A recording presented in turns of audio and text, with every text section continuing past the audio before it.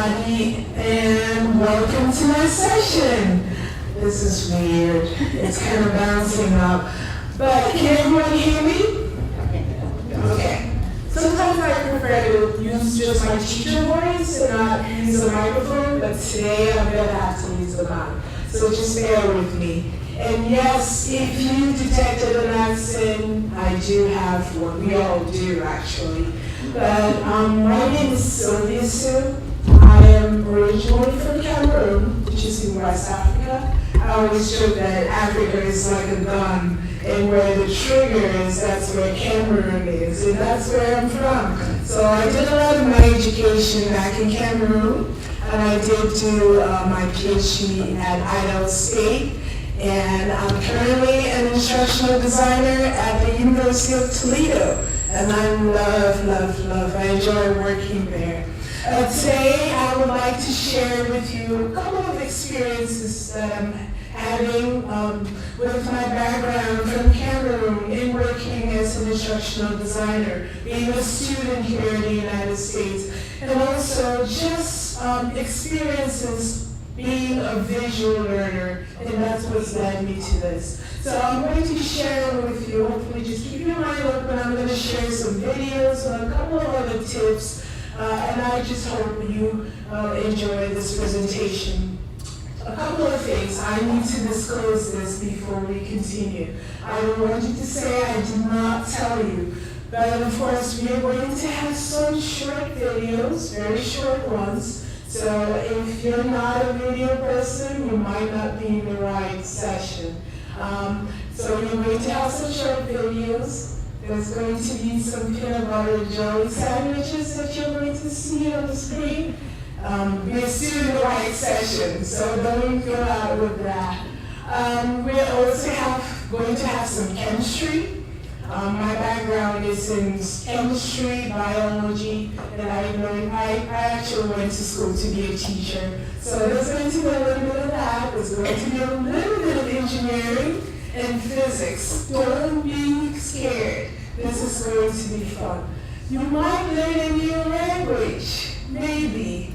Again, this is just some things to get you thinking about video. You're going to see an elephant, and then you're going to see toothpaste. I don't know how those two come together, but there's going to be a picture of an elephant, or maybe a real elephant, and some toothpaste. And sorry about that slide, it just didn't sink in. But just to disclose, I'm not saying that video is the only way out. I'm not saying that do just video. I am saying that you need to make sure you design it correctly, so the pedagogical aspect of video, you need to make sure that it's not just about the technology, it's about what the students are learning. So think about your learners. Think about the diversity of your learners. Think about what will make them have the best experience as they learn online. So those are some things I wanted to disclose. Now we get into the objectives. Of course, we are curing people, so we need to start there. Today, I hope that we will just identify some levels of which we can use video in our online courses or blended courses. We're going to look at some benefits of video, actually look at research, what research is saying about video, or the importance of having some visual aspect in your course. And then we're going to look at, of course, CUNY Standard 6. People will say, why did you pick that standard? It's one of the easiest standards. Yes. But I still feel that we underestimate the power of technology or how to use it.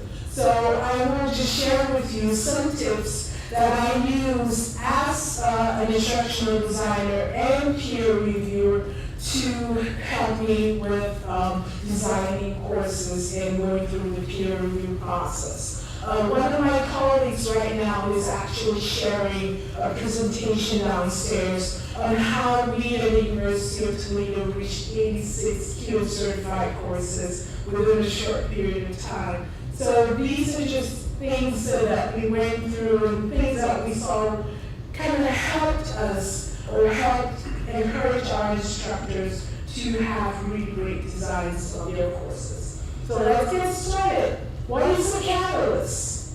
Okay, what is the catalyst? When I studied chemistry, my teacher told me a catalyst is anything that hastens the rate of a reaction. So anything that will make a reaction go faster. Well, it might be a person that precipitates an event. For example, getting kicked out of your parents' house might be a catalyst for becoming more independent. That is a catalyst, right? When you get independent, you might get to do more things. Again, why am I saying this? Well, another example, maybe like a spark that starts a fire. Are you getting it now, what a catalyst is? Well, some people didn't get it that way. Maybe peanut butter and jelly. Well, I went to boarding school, and for us, we called anything that would make us eat the food faster a catalyst. For example, we called peanut butter a catalyst on our bread, because the bread was not that good. We called, we had canned meats like fish, and we would add it on our rice. That was our catalyst. Anything that made us eat the rice faster. And some people actually get it now, because a catalyst is you relate learning to food, or relate learning to something fun, something that people can see. Some of our learners are visual learners. Some of our students, especially the students of nowadays, students of the technological age, my grandma calls it Android generation. This Android generation wants to see this. This is another level of learning. It's not all about text or just having this really good PowerPoint and having a voiceover. This is elevating learning to a level that students actually get to retain that knowledge and use it. That's when real learning happens. So, if you didn't get it again, a catalyst is like, who's ever heard of the elephant toothpaste experiment? Hands, show of hands. Good. All right, so you're a chemistry teacher, that's why you know it. But I want you to watch this.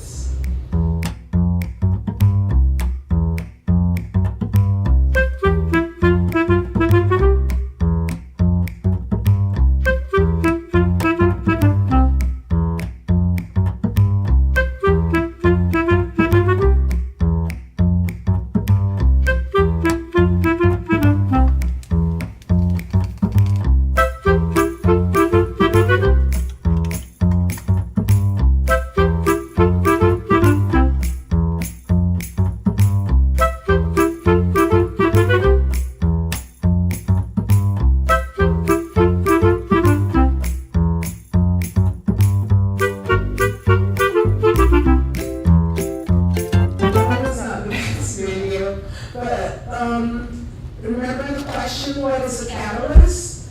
Well, I said it in a couple of ways. I gave you some text, I showed you a picture, and I wanted to show you a video so that someone else who didn't get the text or the picture will get it in the video.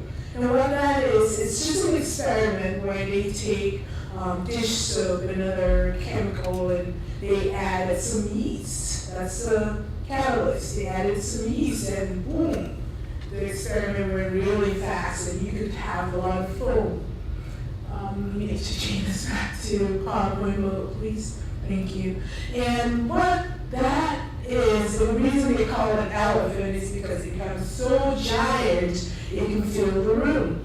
So some students will get, aha, I can remember that. I can retain that and remember that in an exam room. Because remember again, the real test of knowledge is not that you can regurgitate something, it's that you can retain it and actually put it to use.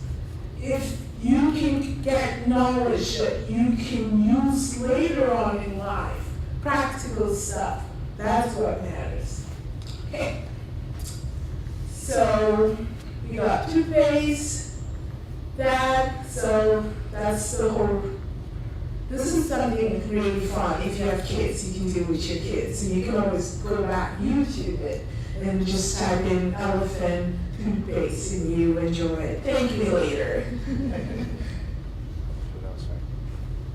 Okay, so how is video making a tangible difference in the teaching and learning space? Who uses video in your classrooms right now? Oh, great, I'm happy. So who does not use video?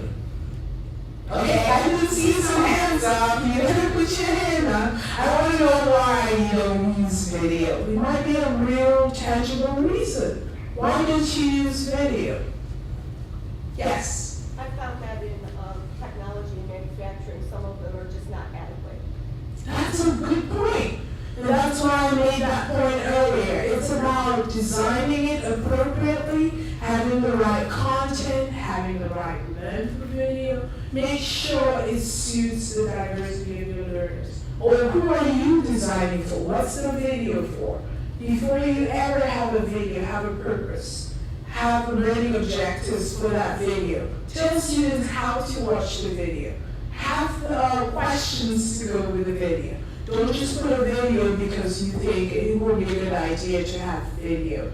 And that's one thing I find with instructors. When we get to standard 6, they're just like, oh, I have a video in there. I'm like, okay, you do have a video in there. Does that meet that standard? Is it just saying add video or just add some component of multimedia? No, we're looking for genuine reason to have a video added there. And again, this presentation again is having video take the center stage. The center stage, just again, my background, I'm a visual learner. I believe that I learn better when I watch a video, or when I see things, or when I see a drawing. So again, depending on who your learners is, or who your learners are, sorry about that, you have to give them according. So reflect on that. How is video making a real big difference? There's a lot of research out there about the benefits of video, especially in the higher ed educational classroom, or the higher ed learning space. We can also look at the impact of video in higher ed in 3 ways. We can look at the changing university landscape, for example, with the invention of the flipped classroom. We're having a lot of instructors have students watch videos at home and then come into class and have a discussion. That's actually working. It doesn't work for everybody, but that's something that's actually working. We have more instructors capturing your instruction and putting it online. Some are using it as supplemental material. So video is out there. It's here to stay. It's not going anywhere. If you are working in a university campus, as most of us are, you will have students always on their phone. They're glued to your phones. What are they looking at? Facebook video. The short Facebook videos. We all guilty of that. They're short, interesting, and they send a message across. You look at how-to videos on YouTube. I bet you tell me what you're looking for. I'll look for it on YouTube. Somebody has already done it and put it on video. You might be looking for something, but if you can watch a lot of videos about that topic, but there will be one video that will solve your problem. So video is here. Video is here to stay. So we can look at that. We can look at pedagogical uses. That's why we have QM. It's not about just having a video. Now we're looking for quality. Quality in closed captioning. Quality in just having the right content. We have diverse learners with disabilities. We have to look at all of that. We have to make sure we include all learners. And of course, the benefits. Research, the most recent research article that I was looking at was in 2018. And it looked at very recent research on how video is benefiting students across different subject areas. For example, in medicine, they were using videos to show students some clinical stuff. Like I have an instructor right now, she would actually do Blackboard Collaborate. Blackboard is our learning management system. And she would video with her students and they have a patient right there, they're doing whatever she's telling them, following instructions, and she can just, they don't have to come to campus anymore for that. And it's working because, again, we have students who are 7 years old, some who are just in a career, and they're working and going to school. They don't have the time. The diversity of our learners in higher education is something we should always think about when we design nowadays. Again, if you, I'm going to have this, if you saw the link earlier, you have access to this PowerPoint with all that information, and especially the different articles that I looked at. This one, you're using it in STEM. Again, I'm a bit biased because I have a STEM background, but video is increasing access to demonstrations. And the next video we're going to look at, you're going to see some really good ways it's being used in physics. It's making sense of things that may seem abstract. For example, when I remember I didn't like physics growing up.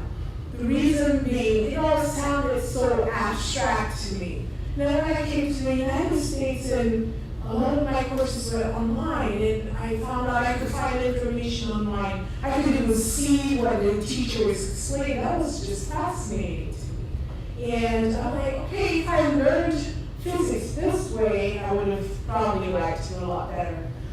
So that's just one of the things we should always have in mind, that yes, this research is suggesting that. And these are things that are actually happening. Even in the side of the instructor, instructors are increasingly using video to teach. They're increasingly using video to make sure that they bring their presence into the learning space. One research actually suggested that students loved classes that had instructors that had put in your video with your actual faces showing. So that was, for me, that was a good thing. It sounded, yes, you want to have an introductory video, but sometimes if you want to go to that next level to have your image being shown, is actually helping some of your students. So just food for thought. And of course, the ubiquitous, that word is so hard. I always have a hard time with that word. But learning is everywhere learning. You're learning in the bus, you're learning on your way to school. Everywhere, video is easy to access. Short videos, that's something we're going to talk about again. Because you don't want just a really long video, but something that is short, straight to the point, has a real objective. For student engagement, we're definitely going to talk about this because that's the overall purpose of teaching, is that our students will grasp the knowledge and retain it. And this particular article that I read, it looked at the influence of how video is affecting student engagement in the aspects of how they're interacting with the course material, how they're interacting with just how the course is being ran and how it's engaging them in turn. If the course topic had video in it, you have students achieving more, which again, this is a very wide research area that's still being studied because, for example, they don't yet have conclusive evidence that video is actually helping with critical thinking. So that's research that's still ongoing, but it's actually looking in the right area because eventually you want to make sure students are critically thinking. Now, we talked about design. Design is a really big piece of the video. I'm not going to talk to you about which format of video is the best, but we have different formats. We have video that's short videos with the instructor right there. We might have the cartoon videos, the animations, whatever form of video. Just saying you should have some aspect of video. But most importantly, make sure you're designing for the right subject matter. Subject matter is important. You can't have the same kind of video for a science course as for a math course, so solving problems. So be mindful of that. Be mindful, we said earlier, of Myers principles of multimedia. That's a really great thing to have in mind. learn how to design. For example, there's like 5 different principles where he's saying, oh, make sure you have students learn better when you have picture with audio, or picture with, images with graphics, or don't have extraneous variables like flashy stuff. So it's important to have those theories. So there are a lot of other design theories. What is the role of the instructor? To make sure they don't increase our cognitive load. Learning is hard already. Don't make it difficult for students by giving a really hard video to watch. Make it easy for them. Find a balance. Again, I mentioned the length of the video. That's a really critical piece of this whole puzzle of video being a catalyst in learning. The length of the video, research is actually suggesting that it shouldn't be more than 3 to 6 minutes. That's what research is saying right now. I have, personally, in my courses, I found that students, because we can actually track how long they watch the video, if it just clicked and they went. When it's a short video, and in between the video, I ask like questions, or I make sure I give them a guide on how to watch it, or add it as an assessment, they like to watch it. So have various interesting ways to have students watch video. That's the research I was explaining. It actually showed that the longer the video, students will not watch it when it's that long. The shorter the video, they'll watch it. So that's just a very good visual to see, hey, why do I really need this long video? Again, long videos might work in some cases, but overall, you're saying if it's getting over 6 minutes, then you're doing something. Yes. So if you have a video that is longer and you really think the content is valuable, Yes. is chunking it maybe a possibility or some other way to do Exactly. it? Okay. Yeah. And any way, whatever you need to do to have them watch it.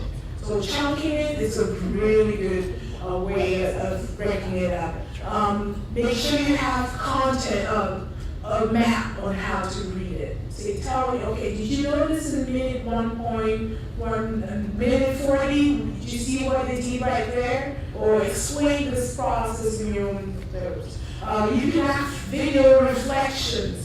There was a time I tested something in my course. I actually did video feedback, where instead of me typing or I just put the camera right there and give video feedback and say, hey, this is what I really wanted you to do. You can do the screencasts and have them capture your screen. And you should. That works really well with math and other things that you'd like them to do. So thank you for that question. Learning is complex. That's what we've been saying all along.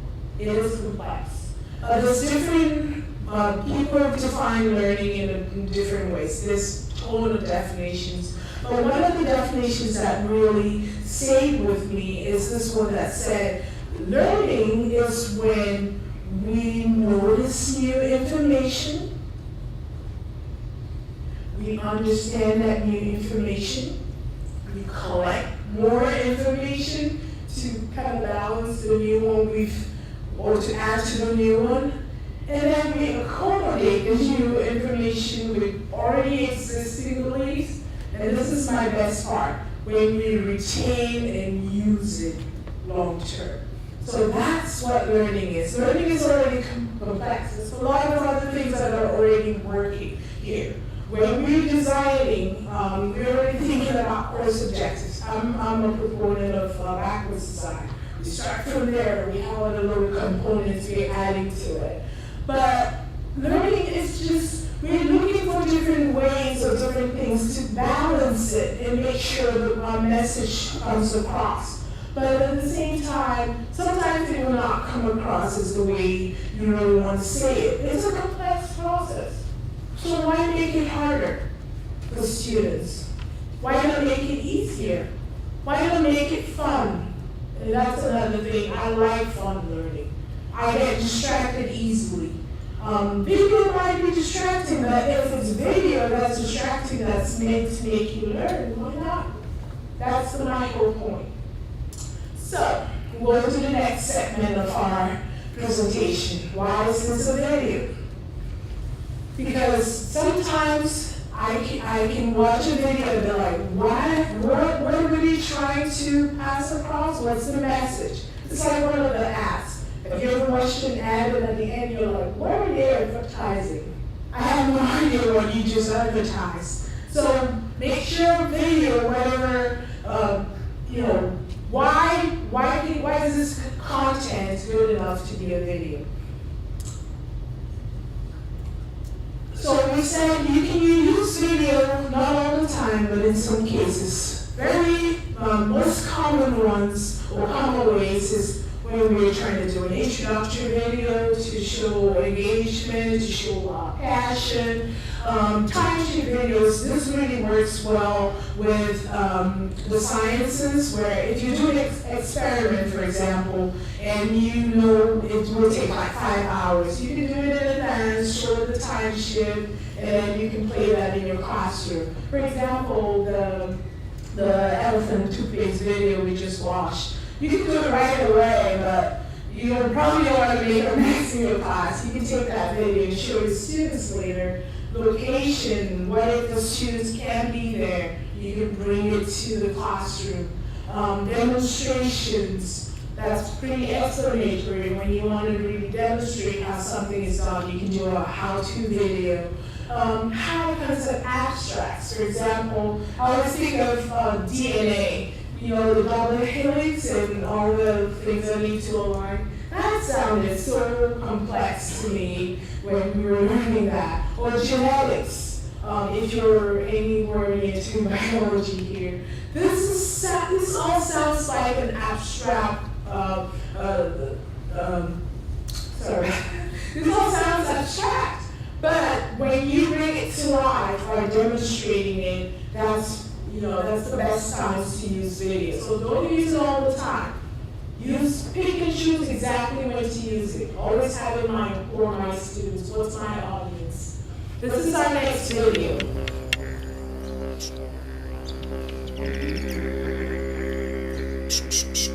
Kaya, Wanju Wanju, which means hello and welcome. My name is Marion Kickett, and I'm the Director of the Centre for Aboriginal Studies at Curtin University in Western Australia. The Noongar people are the original inhabitants of the southwest of Western Australia and have lived here for tens of thousands of years. Today, Noongar people bring ancient knowledge and rich cultural traditions into the contemporary Australian society. In this course, we will teach you a range of Noongar words and phrases that you can use in conversations as we guide you through different aspects to do with our culture. Dija ngany, dija ngalang buja. Nidja kumung, borna, nyat, ninen. And Jenningen bow. Kada kumba Jenningen bows. This will include looking at the 6 Noongar seasons, bush medicines and bush tucker, and why connection to country is so important to us. You will also learn about our history and how we are expressing our culture today through art, music, dance, and in our communities. We will have many Noongar guides joining you along the way to share their experiences and knowledge. We are thrilled to be offering you this exciting course and hope you will join us. Why is this a video? And by the way, there was closed captioning on that video. It just wouldn't work. Why is it a video? It translates culture. It translates culture? Yes. Yes. With text, you wouldn't be able to hear their dialect or see their environment. Great. Those are all great answers. This is actually a real course. It's an edX course that you can register for free. And I like this video because I'm not in Australia, I've never been to Australia, but I really want to take this course. Just because it just tells me, it will show me a lot of things, even though I'm not there, I will still get to experience the real authenticity. I like the fact that she introduced herself. Hiya, Wanji Wanji. I don't know that language, but I learned something new. I learned a new language, yes. I'm a linguist. And without, for example, this track is using lots of click stuff, which is a linguistic term, and it is impossible to produce. For example, as linguists, we can formulate sounds, but unless you hear them, it's impossible to visualize or imagine how that sounds. And this is a cultural video. Culture needs lots of contextualization, especially with sounds, melody. As I'm sure you know this, in the background we have melody. And there's a very direct connection between the music and the language itself. To me, this is a good connection between these two sides. And lifestyle, it comes with it. Yeah, that's the value of this. Thank you. You should be doing this presentation. You said everything I would have wanted to say. Great, yeah, that's it. It brings that connection. It felt so real. I mean, go back and watch this in your office. It will give you a different perspective, like with the sound and everything else. Okay, this is our next video. Today we're going to do 3 demonstrations, which together we're going to use to illustrate how we can understand our result for the conductivity of a material, which we worked our way through in a simplified Drude model. What did the conductivity turn out to depend on? It was n times e squared times tau divided by the mass of the electron. Now, we can't change the mass of the electron, we can't change the charge of the electron, but let's think about n. N was the number density of charge carriers, and we're going to change that in this experiment right here. So what do I have here? I have power coming from the wall, actually, and the electric current is trying to flow as follows. It's trying to come up this copper post, through this piece of glass. This is actually an eyedropper. It's a glass eyedropper. Back down through this copper post, through the light bulb, and then back to the wall outlet. And the fact that the light bulb is not lit means no current is flowing. Why is no current flowing? It's because glass is an insulator. So let me just show you that the power is connected. I'm holding a screwdriver here. Screwdriver is metal. When I put a metal screwdriver between the 2 copper posts, now the light bulb lights. So metal is a conductor. So now the electricity is coming up this copper post, across the screwdriver, which is a conductor, down the other copper post, and then through the light bulb. Current is flowing. The light bulb is on. So that illustrates that there's more charge carriers. N is much, much, much larger in copper than in glass. Glass is an insulator. This metal, this iron, this steel, and the screwdriver is a conductor, as you see right there. So now what we're going to do is we are going to turn that glass into a conductor. And the way I'm going to do that is by heating it up. And I'm going to heat it up with a blowtorch, my handy-dandy neighborhood blowtorch. So what's going to happen when I heat this up is I'm going to heat this up in such, and as I do, the heat is going to shake a lot of electrons loose. So as I heat the glass up, it's going to become a better conductor. And what you should be watching is, you can watch what's happening with the blowtorch on the glass, because that's kind of fun, but also make sure you're watching the light bulb. So let's see what happens. Watch the light bulb. Watch the light bulb. There, you see the light bulb glowing? So what you should have seen there was, as the glass was heating up, that light bulb glowed. So I was changing the number of carriers in this glass by shaking a whole bunch of electrons free. Once I had a lot of electrons free, I could get a current flowing up the copper, now through the glass.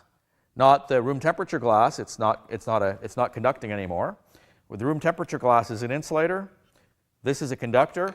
But once I heated the glass up, I shook enough electrons free that I increased the number of charge carriers. N went way up. It's not quite as large as in here because the bulb wasn't as bright as it was when I do this. But you saw the bulb glowing. We're going to do it a second time. But notice, by the way, if you look carefully, you can see that the shape of the glass is different. So there's something else happening to the glass when I heat it up, and that is that it's liquefying. It's melting. So I'm going to do this a second time, and this time I'm just going to let it liquefy.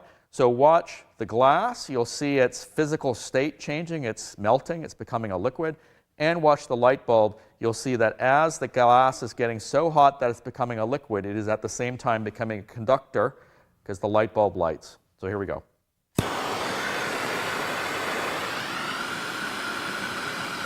Okay, watch the bulb. Watch the bulb.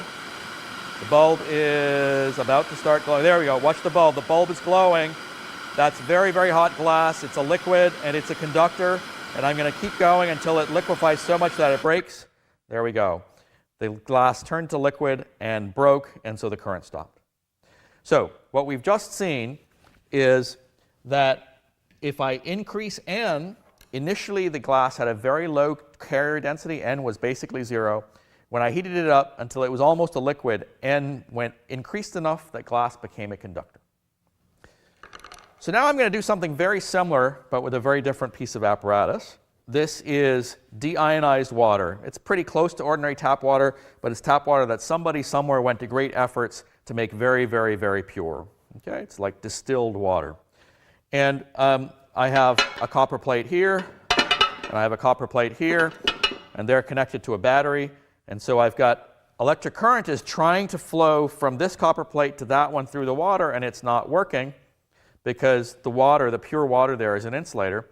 If I touch the plates together, you see the light bulb light. This light bulb over here lights. That's because now the electricity doesn't have to go through the water. It's going directly from one piece of copper to the other. The copper is touching. The copper is touching. But if the copper is not touching, the current's trying to go through the water and it can't. Okay?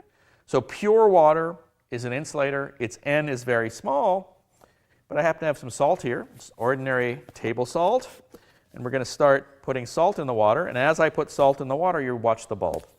So let's see what happens to the conductivity of ordinary water once I salt the water. And there you go. The bulb lights. So I have taken an insulator and turned it into a conductor.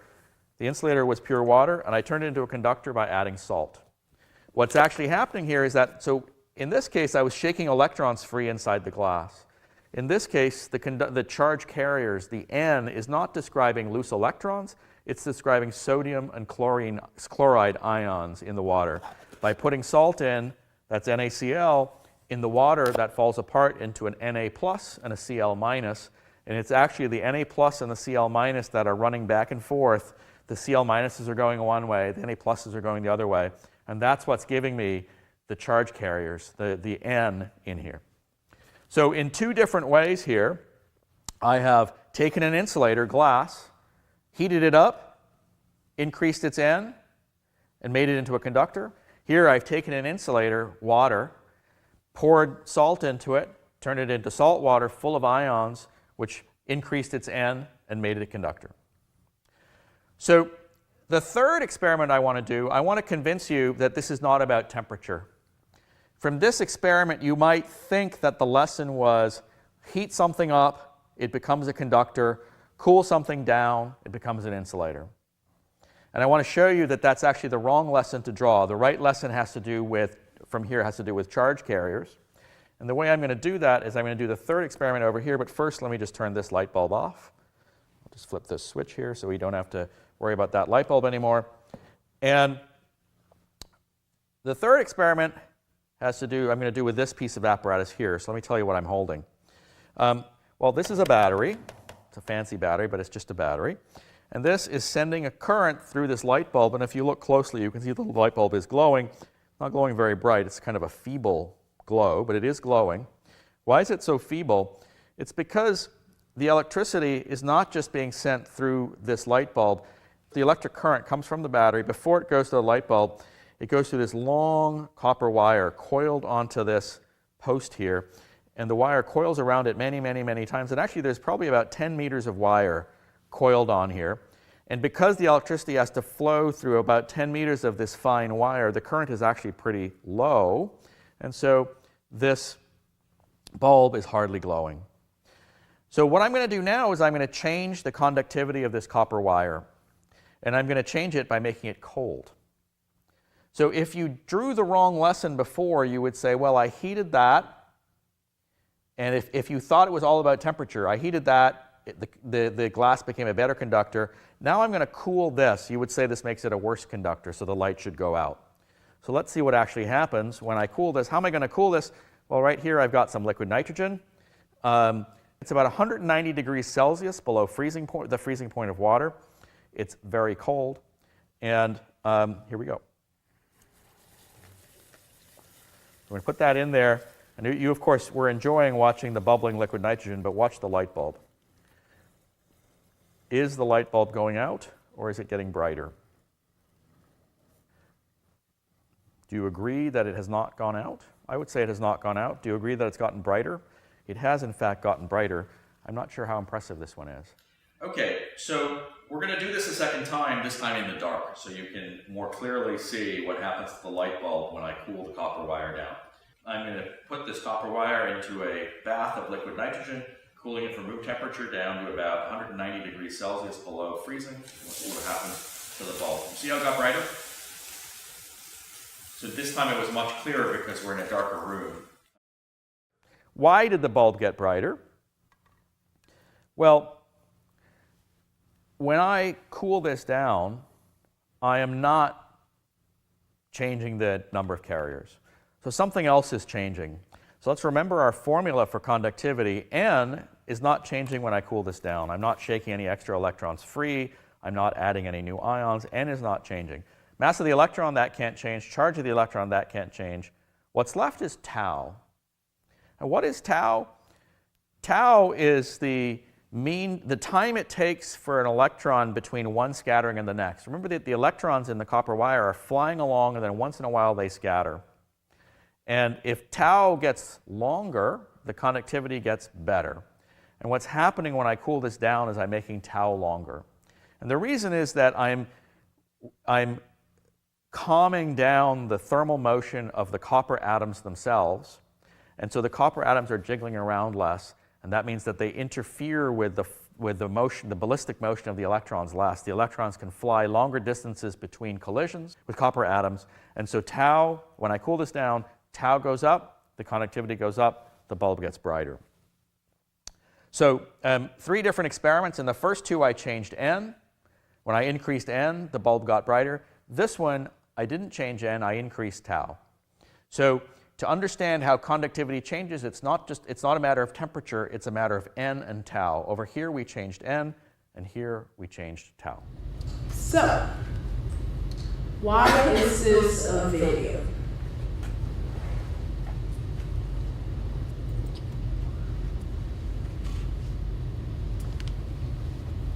Why was that a video? Yes.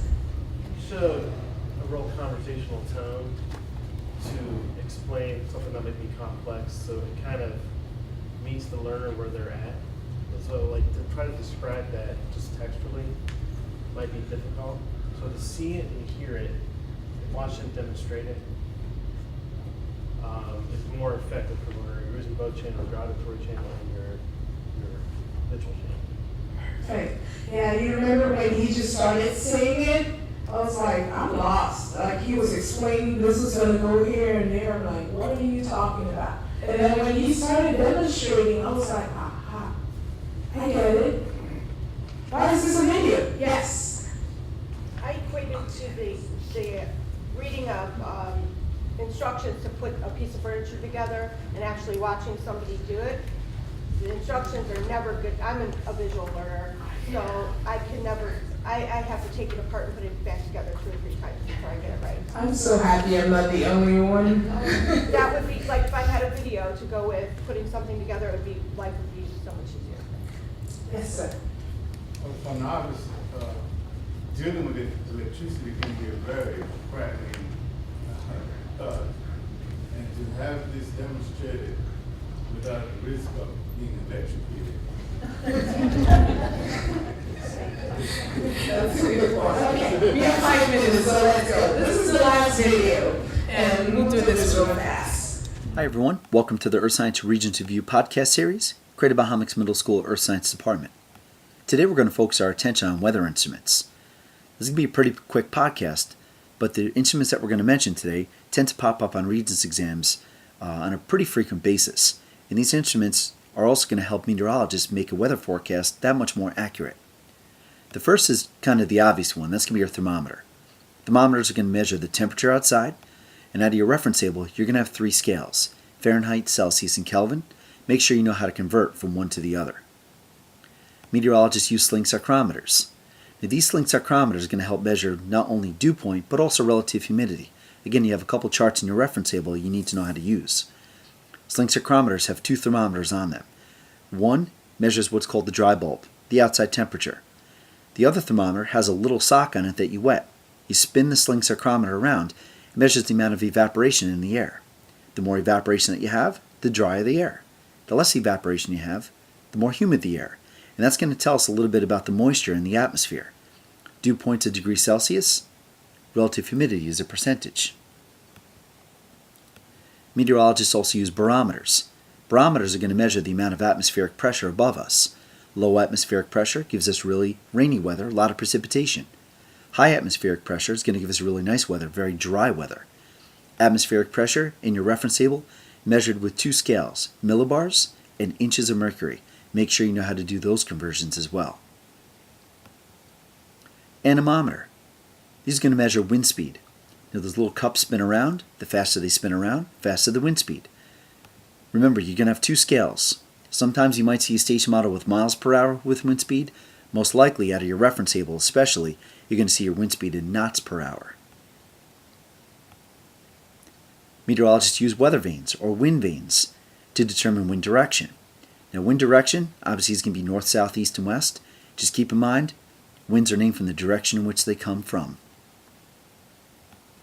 And finally, a rain gauge. Now, rain gauges are going to be used to measure the amount of precipitation. There's a lot of different units that can be used here. Inches and centimeters are 2 of the more common ones that are going to be used. So meteorologists can use a rain gauge to determine the amount of precipitation from a storm. So that's it for now for weather instruments. Good luck on your next exam. Okay, so that's just a short video. It's actually a geographic lesson. And what that instructor did was he had 6 weather instruments, and he kind of explained each one of them, and they all had pictures right next to it. And I had a fun activity for us right here. I wanted you guys to name the first instrument that he mentioned. It's not the barometer, even though it's the first on the slide right there. But I just thought it was a really good video because it kind of showed those instruments. If a student had never seen it before, they could actually see it and learn how it works, so that if they can see it in the lab, they will actually identify it. It works really well in STEM again. So we're going to skip that. So what are the implications? What have we been saying all along?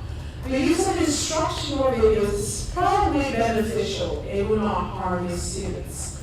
Research is suggesting that. And when you want to produce instructional videos, have in mind the cognitive load theory, because you're trying to reduce those extraneous variables for your students and not overload them. Also have some multimedia learning theory skills, or just an idea of multimedia learning theory, because it will help you better give your students instruction.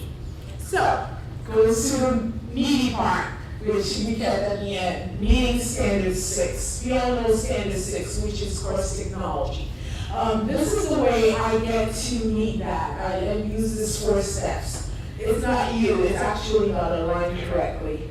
But you have what, why, apply, and extend. That's how I get to know how, when I'm designing a course, it's going to go up for review.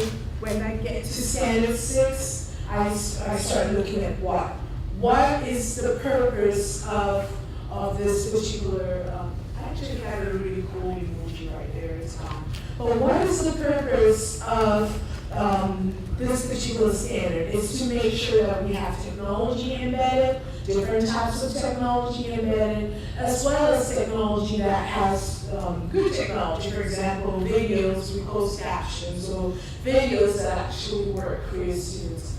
Then I have an objective. The next I go to the why, determine the part that places of the course. And this is where I get to really do the good part. I pull up my alignment table and I refer back to it to see how the alignment between course technology and the course objective, and of course the assessments. And then I look at the different examples that will encourage learner-to-learner interaction, learner-to-content, and learner-to-instructor.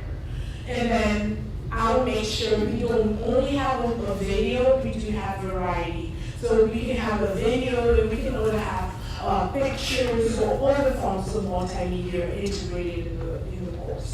And of course, we have this default on our schedule. On our syllabus, we actually just add a policy, a statement, all the institutional policies. That way, we don't have to be going back there when it comes to standard 6. So those are just ways in which I get to meet that standard and, of course, apply it. So I actually get to do it in my course and make sure that standard is met. And then, of course, we always want to investigate and make sure there's nothing you can add or take out to meet that standard. Okay, I'm rushing the end, but that's it. I do have this PowerPoint online. If you look at the first slide, it actually had the link to it, and of course we're going to be sharing this. So thank you, and if you have any questions.